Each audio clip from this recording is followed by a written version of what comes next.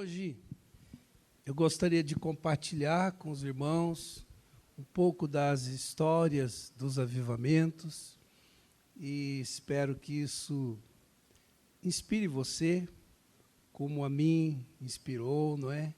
A gente começa a perceber o Deus que fez no passado, ou desejar, né? Que aquilo que Deus fez no passado, Ele faça hoje, na nossa vida, na nossa família, na nossa comunidade. Tá bem, queridos? Então, vamos orar. Senhor, em nome de Jesus, que essas histórias verídicas que marcaram um tempo na história da igreja nos inspire. Prepara o nosso coração. Fala conosco, Senhor, poderosamente. Nós estamos desejosos que Tu faças algo novo em nosso meio. De que o Senhor traga vida, para a nossa comunidade. De que o Senhor nos reavives. Então eu peço em nome de Jesus agora a assistência do Teu Espírito Santo, para que haja boa vontade no coração, prontidão no espírito, de desejar, anelar ainda mais que o novo do Senhor, o vinho novo do Senhor venha sobre a nossa vida, em nome de Jesus. Amém. Queridos, o povo de Deus sempre precisou de tempo em tempo de um avivamento ou de uma revivificação. Desde o tempo da monarquia de Israel, avivamentos aconteceram. Por exemplo, no tempo do rei Ezequias, Uzias, Josias, eles precisaram fazer uma reforma espiritual na nação, trazendo o povo de volta para Deus.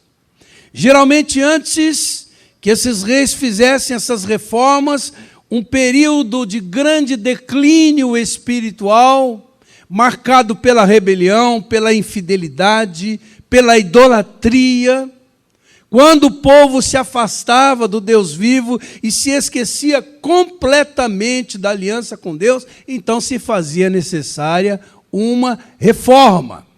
Deus levantava um rei piedoso, um homem de oração, um homem temente, que fazia essa reforma, destruindo os altares aos deuses, banindo os falsos profetas, quebrando os ídolos e trazendo o povo à verdadeira espiritualidade, à verdadeira adoração a Deus. E neste sentido, o conceito de avivamento está mais próximo de uma reforma espiritual.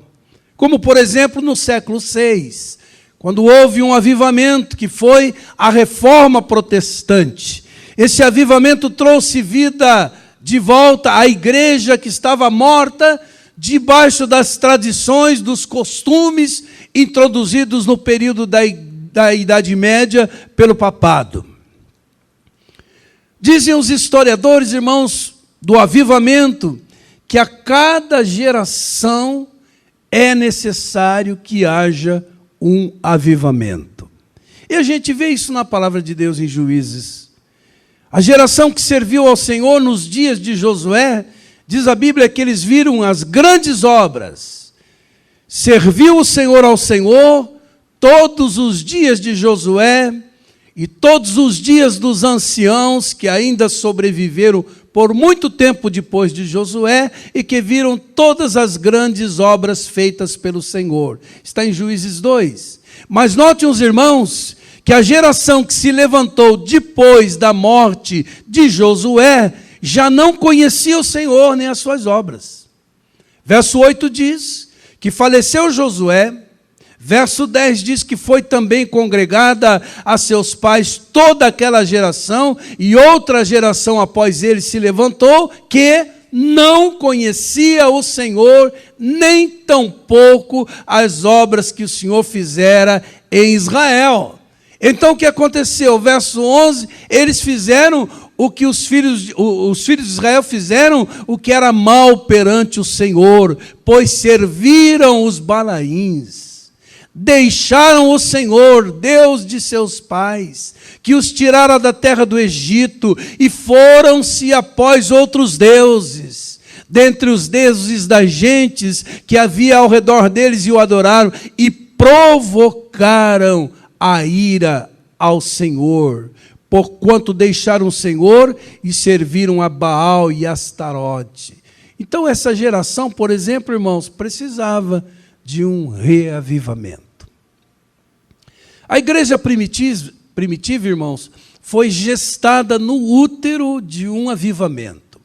O Novo Testamento, que marcou a inauguração da nova aliança em Cristo, quando o odre velho do judaísmo, com suas tradições, com seu legalismo, suas meticulosidades e com a sua espiritualidade de aparência tão condenada por Jesus, precisava ser trocado pelo odre novo, elástico, maleável, submisso ao derramar do vinho novo que Deus estava trazendo em Jesus, e pelo derramar do seu Espírito, inaugurando uma nova aliança em Cristo. O ministério de Jesus, seguido do derramamento do Espírito em Pentecostes, e mais adiante em Samaria, e depois na casa de Cornélio, e depois em Éfeso, aos 12 discípulos de João Batista, foi um avivamento sem precedentes na história da igreja.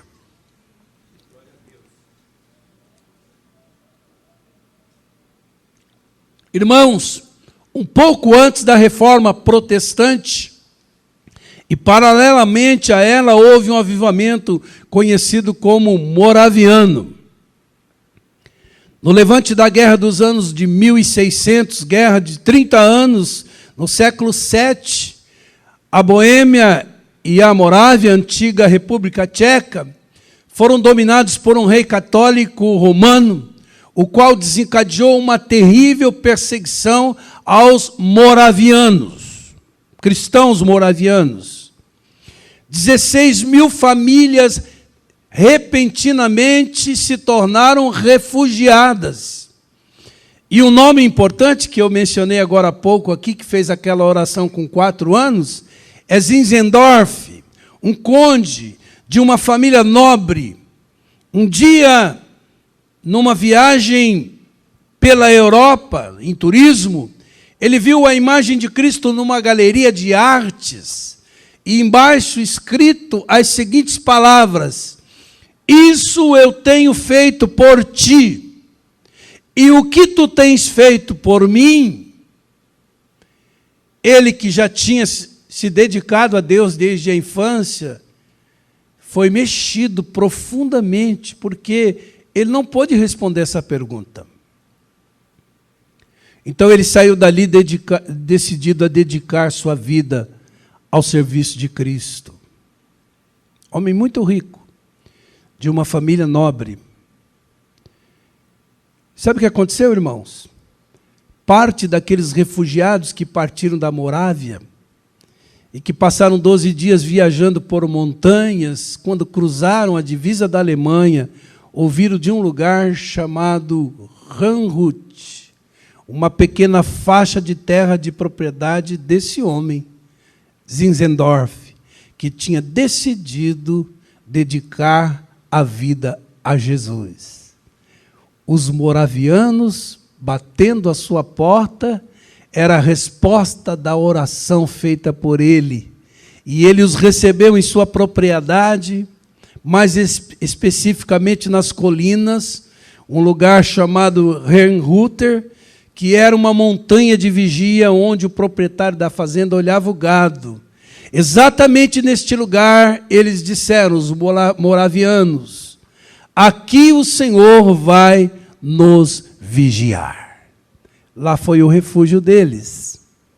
Irmãos, todo avivamento da história foi precedido por um forte desejo de consertar a vida com os irmãos e consertar a vida com Deus em santidade. Não demorou muito para que começasse a ocorrer conflito entre os irmãos moravianos por questões culturais, doutrinárias, grandes discussões que acabavam em divisão e discórdia. Mas no dia 17 de maio de 1727, Zinzendorf pegou um sermão de aproximadamente 3 horas que se referia à comunhão dos irmãos. E nesse dia houve perdão, arrependimento, muita lágrima, eles se abraçaram uns aos outros e arrependidos, perdoavam e pediam perdão, num mover de comunhão e quebrantamento, quando essa comunidade estava próxima de viver um dos maiores avivamentos da história. Irmãos, todo avivamento da história foi precedido de oração. Quando o avivamento espiritual ocorreu em 1727, esses moravianos começaram uma vigília de oração inédita. Era uma vigília de virada de relógio, 24 horas por dia, 7 dias por semana, 365 dias por ano. E sabe quanto tempo durou essa vigília, irmãos? 100 anos. E se você quiser conhecer, você pode entrar na internet, você vai achar lá a Torre de Vigia de Rheinhutter, na Alemanha, está lá até hoje. Uma das principais passagens bíblicas usadas por esse mover foi Levítico 6,13. O fogo arderá continuamente sobre o altar e não se apagará. Amém, queridos? Exemplo dos moravianos que oraram por 100 anos, irmãos. Então, nessa busca de despertamento, que todos nós possamos intensificar gradativamente o nosso tempo de oração. Amém, amados? Porque é na esteira da oração é que isso virá, é que Deus nos visitará, certamente nos visitará, como Ele nos orientou. Estou achando aqui porque eu pulei, tá?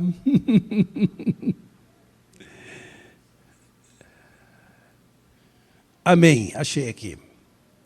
A propósito, então, você pode vir orar conosco todas as quartas-feiras, das 19 às 20 horas, não é? Estão convidados. Todo domingo, das 16 às 17. Todo domingo também, né, pastor Bebel, como hoje, não é? Bebel, está lá. 1h30 antes do culto, né? Então, olha, estamos com 3 oportunidades de oração, fora as vigílias, né? Então, venha. Deus vai derramar, já está derramando. Tem sido uma grande bênção.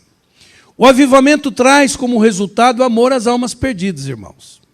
Textos como ide por todo mundo, pregar o evangelho a toda criatura, eu vos designeis para que vades, deis fruto, e o vosso fruto permaneça, vós sois o sal da terra, a luz do mundo, eles causam um impacto profundo no coração. É quando Deus cura a nossa esterilidade, a nossa infrutuosidade, e torna cada filho seu um ganhador de almas.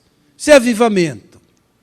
Os moravianos não eram altamente educados, nem teologicamente treinados. Eles eram comerciantes, viviam da agricultura, viviam do artesanato. Mas o melhor ainda estava por vir. Todo esse fomento do Espírito Santo com essa comunidade tinha um alvo: o envio missionário para alcançar as nações da terra. Em 1731, o conde Zinzendorf conheceu um ex-escravo africano da ilha de São Tomé, convertido a Jesus, que fez um apelo que ele enviasse missionários para ensinar o evangelho ao povo, aos escravos. E 2 jovens moravianos de 20 anos, ao ouvirem falar dessa ilha ao leste da Índia, cujo dono era um britânico agricultor e ateu, e que tinha em suas terras mais de 2.000 escravos. Esses jovens fizeram um contato com o dono, pedindo para que fossem lá como missionários. E a resposta foi: não, eu não quero missionários aqui na minha terra. Então eles fizeram uma seguinte proposta: e se fôssemos para a sua ilha nos vendendo como escravos? Ele falou: nessa condição eu aceito. Então eles usaram o valor da própria vida, porque eram pessoas humildes, para custear a viagem. E no dia da despedida, as famílias estavam no porto, pesarosas, porque sabiam que não os veriam mais. E quando perguntados do porquê estavam indo, eles responderam abraçados, para que o cordeiro que foi imolado receba a recompensa do seu sacrifício.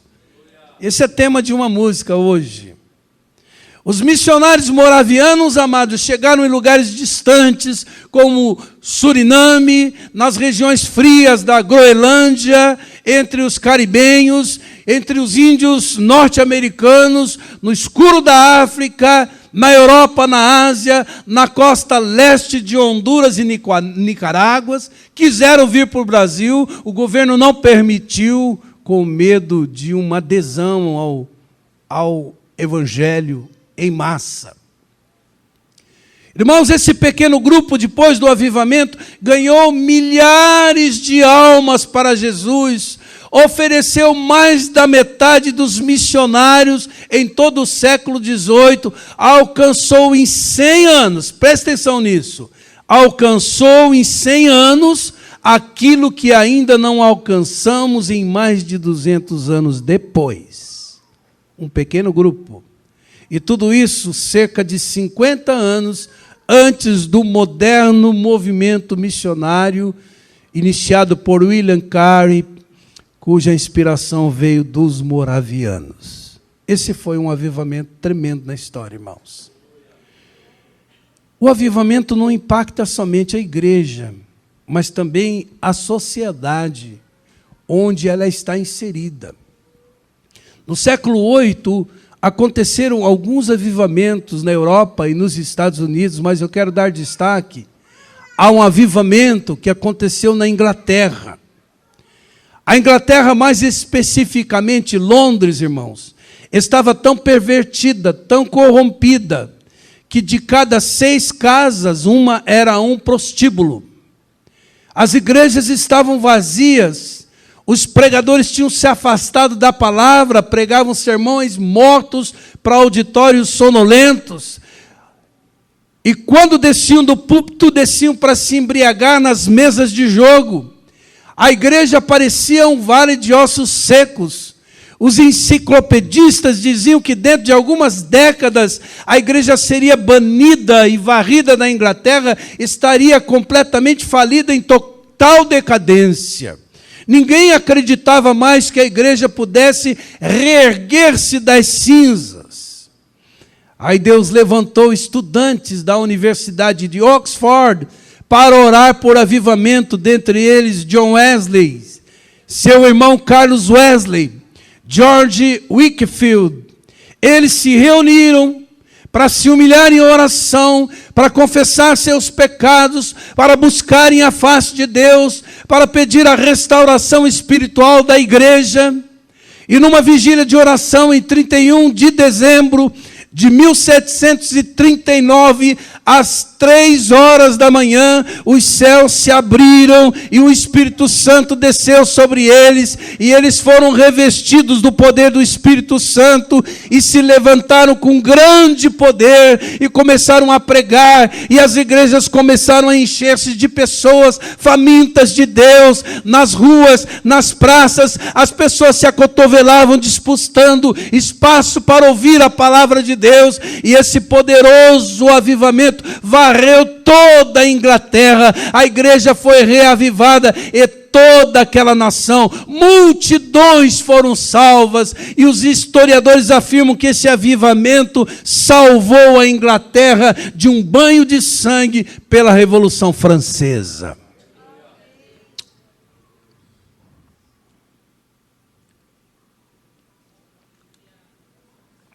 Irmãos, um dos avivamentos mais conhecidos do século XX aconteceu no país de Gales, 1904, com um impacto na sociedade também. Grandes avivamentos da igreja começaram com os jovens. Os irmãos sabem por quê? Porque Deus trabalha na paralela. Um dos maiores avivamentos da história aconteceu em 1904, no país de Gales. O país de Gales, irmãos, era muito parecido com o Brasil de hoje, famoso por seus estádios de futebol lotados. Aos domingos o povo ia ao futebol e as igrejas ficavam vazias. A jogatina, a bebedeira, a prostituição, a violência graçavam naquela nação. E aquele avivamento começou com um jovem adolescente que entrou no gabinete pastoral e viu seu pastor de rosto em chão, chorando e gemendo: Deus, dobra a minha vida, oh Deus, dobra a minha vida. Aquele moço chamava-se Evan Roberts. Historiadores dizem que já aos 13 anos de idade, ele começou a ter sede de Deus e orava por duas coisas: para que Deus o enchesse do Espírito Santo e para que Deus trouxesse o avivamento para Gales. E quando ele viu seu pastor de rosto no chão, ele ficou chocado e ele disse: meu Deus, eu quero ser dobrado também, dobra a minha vida, dobra a minha vida. E ele estudava no Instituto Bíblico numa cidade próxima da sua residência, da sua cidade. E no domingo seguinte ele foi à igreja. Mas aquilo martelava no coração dele, perturbava a alma dele. Enquanto ele estava ouvindo o pregador, Deus falava no coração dele que ele deveria voltar e começar uma reunião de oração e ganhar os seus amigos de infância para Jesus. Quando terminou o culto, ele foi procurar o pastor e disse: eu estou sentindo algo em meu peito para voltar para a minha cidade, começar uma reunião de oração amanhã, segunda-feira, mas eu não sei discernir essas coisas, eu não sei se é coisa da minha cabeça, ou o diabo querendo me tirar do foco do estudo, eu não sei, pastor. E o pastor sabiamente disse: meu filho, se é para orar, pode voltar, é Deus falando com você, porque o diabo não manda ninguém orar. Ele voltou, convocou os jovens. Irmãos, quando Deus age, a gente perde a noção de tempo, sabia? Agora, quando falta unção de Deus no culto, o povo fica desesperado, fica com um olho no relógio, outro na palavra.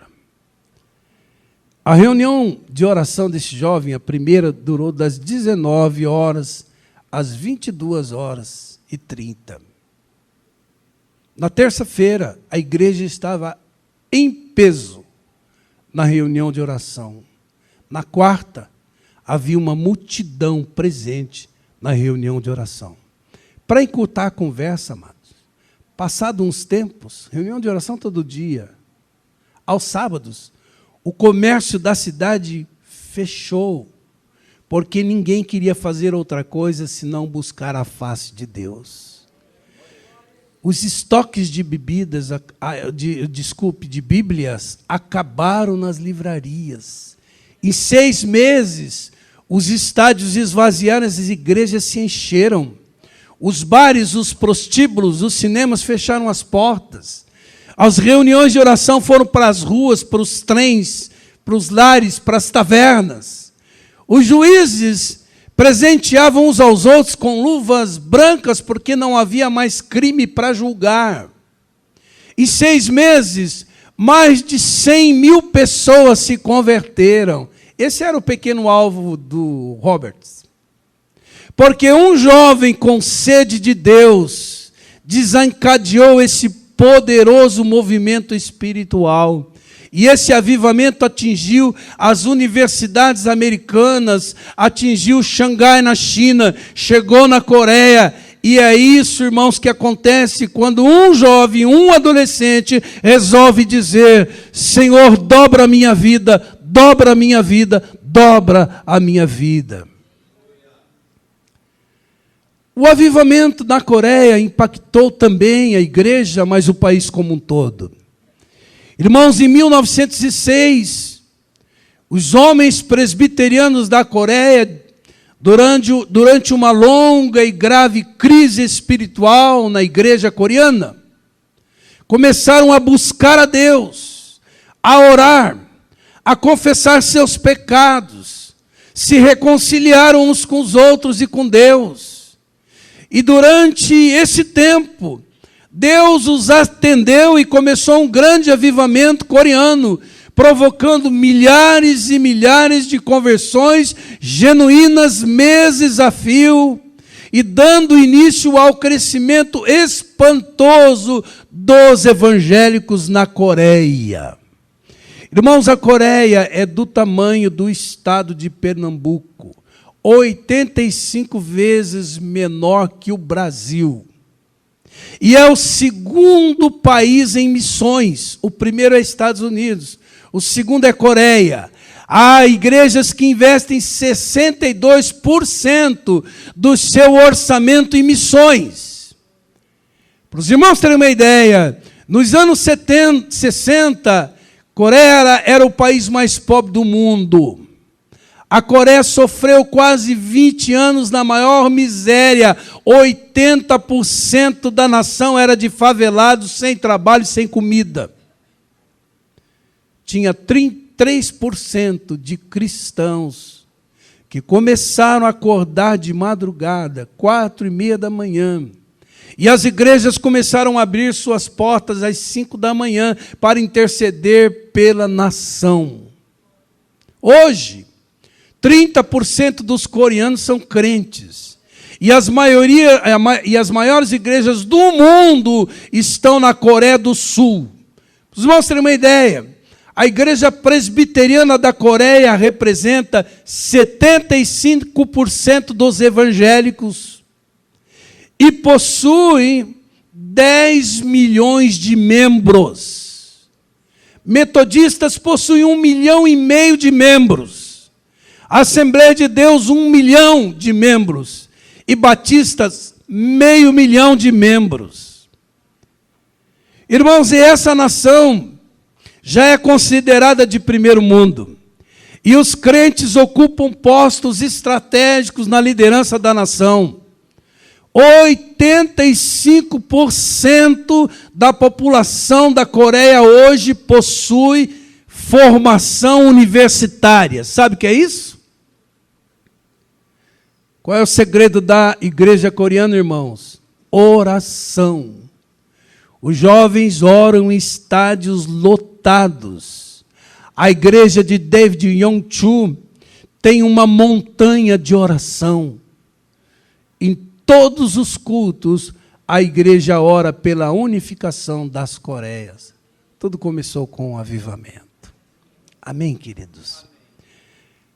O avivamento da África do Sul também começou numa missão e foi antecedido por uma grande frustração ministerial. Pastor Erlon Stinger, 1966, na missão Casabanto, armava uma tenda, pregava com poucos resultados ali na tribo Zulu, povo animista e feiticeiro, e muitos que se convertiam logo voltavam à prática do pecado, deixando a chama do primeiro amor. Um dia ele estava pregando, e pregava sobre o poder de Deus, e quando terminou de pregar, uma mulher foi ao seu encontro e perguntou: o senhor pregou hoje que Deus tem poder, não é? Ele disse: sim, isso que eu preguei hoje. E aquela mulher, se sentindo aliviada, disse: então eu preciso do seu Deus. Eu tenho uma filha endemoniada lá em casa, amarrada num tronco. Vamos lá para que a minha filha seja liberta. E o pastor Erlon disse que sentiu um calafrio na sua espinha. E pensou: meu Deus, se isso não funcionar, e agora o que eu vou fazer? E quando ele chegou naquela casa, irmãos, a situação era muito pior do que ele imaginava. A moça estava amarrada num tronco no meio da sala, como um bicho selvagem, toda ensanguentada. E o pastor, em vão, tentou expulsar os demônios daquela moça. chamou os missionários da missão, que também não conseguiram, levaram-na para uma fazenda, ela quebrou tudo lá, tiveram que devolvê-la num estado pior do que ela foi. E o pastor Erlon tomou uma decisão: eu vou embora, eu não tenho mais autoridade, eu não tenho mais credibilidade para pregar nesse lugar, eu vou voltar para o meu país. E quando ele estava arrumando as malas para ir embora, Deus falou com ele de uma maneira muito profunda e disse: você não tem que ir embora, você precisa buscar poder. E eles pararam tudo na missão e começaram a se reunir num estábulo velho, todos os dias, para estudar o livro de Atos, e começaram a encontrar muita coisa na Bíblia que não estava na vida deles. Então oraram, choraram, se quebrantaram na presença de Deus, implorando que acontecesse em suas vidas aquilo que tinha acontecido no livro de Atos. Começaram a buscar a Deus em oração, a acertar a vida com Deus, a chorar pelos seus pecados, a confessar os seus pecados, a se reconciliarem uns com os outros, e Deus foi tratando com eles, transformando, curando a vida deles, e Deus foi trazendo quebrantamento, sede de santidade, fome da palavra, e na medida em que eles iam estudando o livro de Atos, eles iam orando a Deus, dizendo: Senhor, Tu fizeste no passado, faz de novo, faz de novo, faz de novo. E nos últimos 3 meses, eles se reuniam 3 vezes ao dia, apenas para chorar pelos pecados, tamanho quebrantamento que Deus trouxe sobre eles. E no final de 3 meses de lágrimas, numa determinada manhã, enquanto oravam, o Espírito foi derramado com grande poder sobre eles, como em Pentecostes. Soprou um vento sobre eles, e eles ouviram um ruído, e eles foram cheios do Espírito Santo. Primeira coisa que fizeram foi irem naquela casa, e na autoridade do nome de Jesus, eles libertaram aquela moça.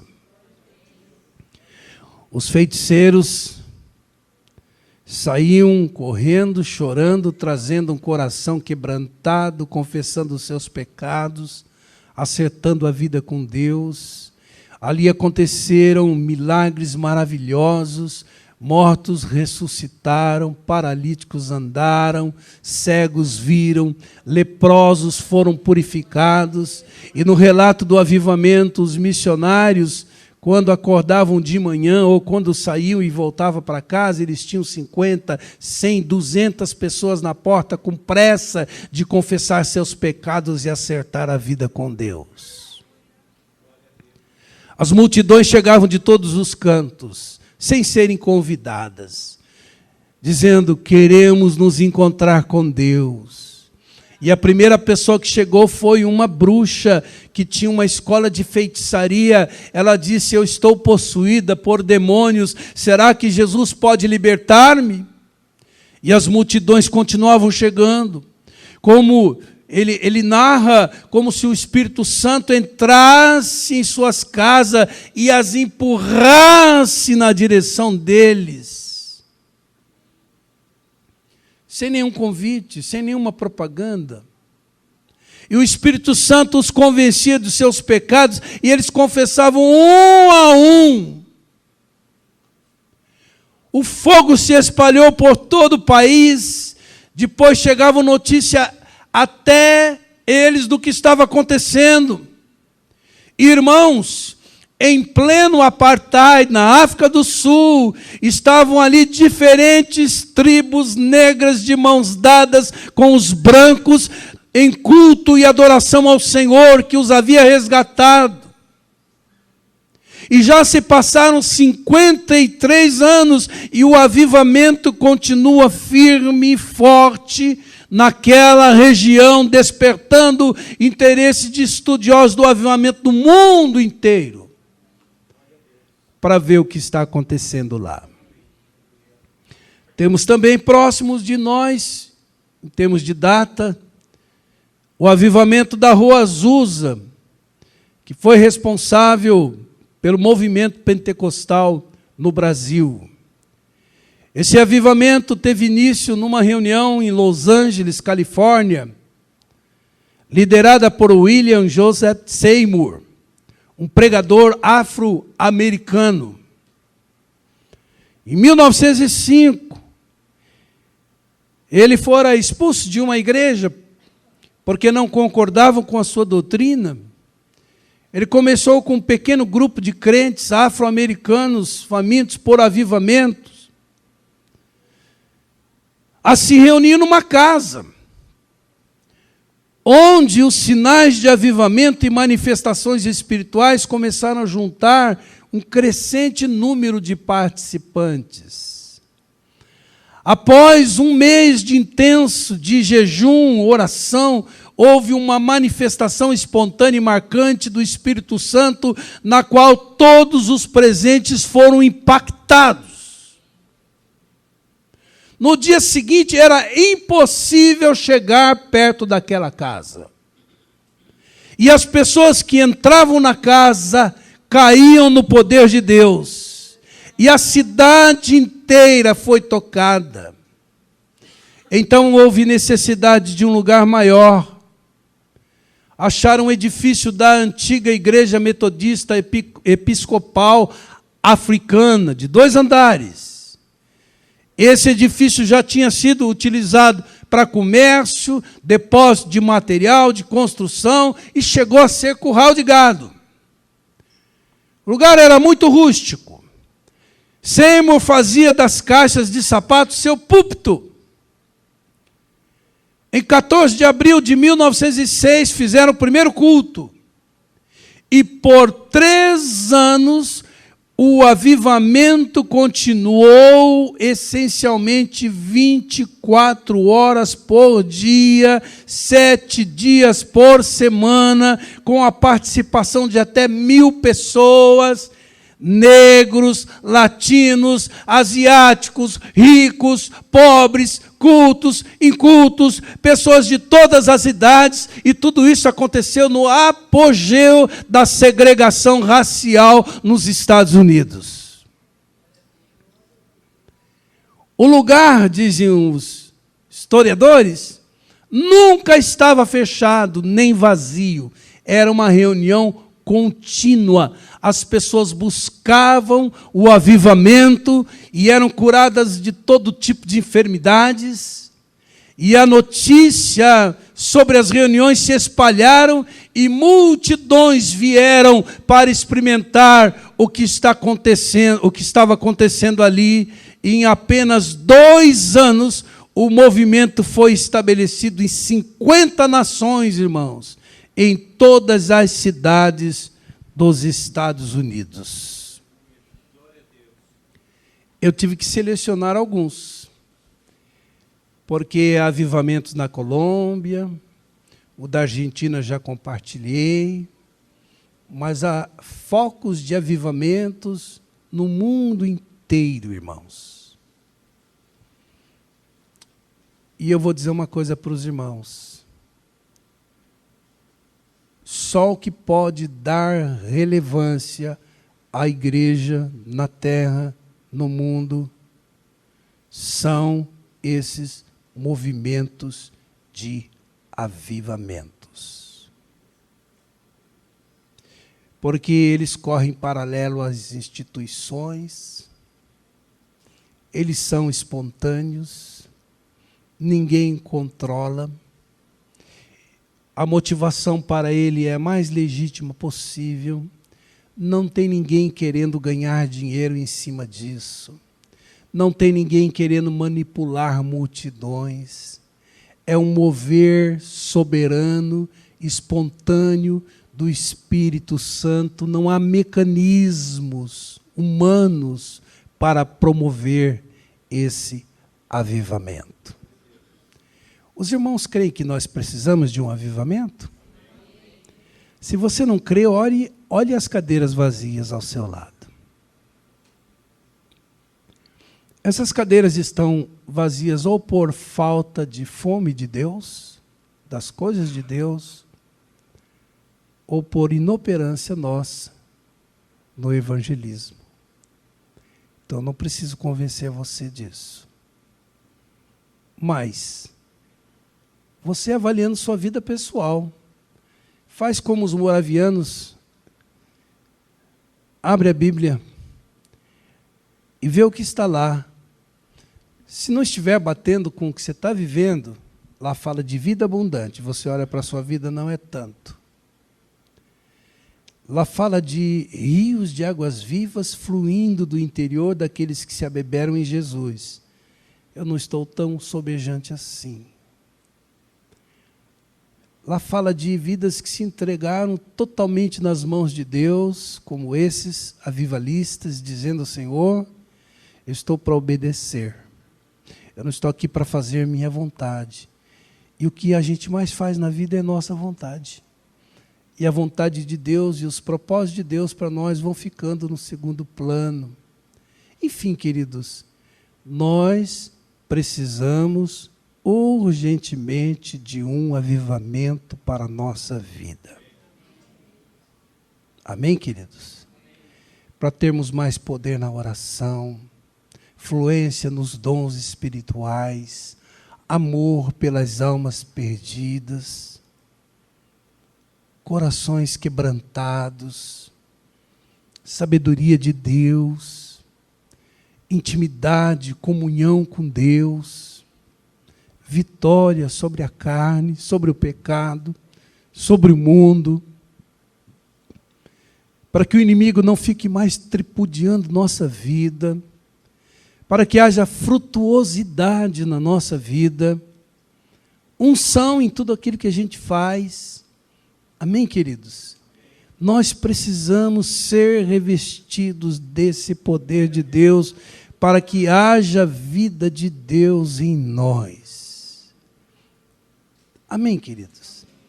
Por isso, estamos insistindo nessa série e também na nossa busca, começando pelo jejum e agora na oração, até que Deus avive a sua obra neste lugar. Até que esse ambiente de culto seja impregnado da unção e do poder de Deus, de tal maneira que a pessoa que adentrar aquela porta já sinta a presença de Deus.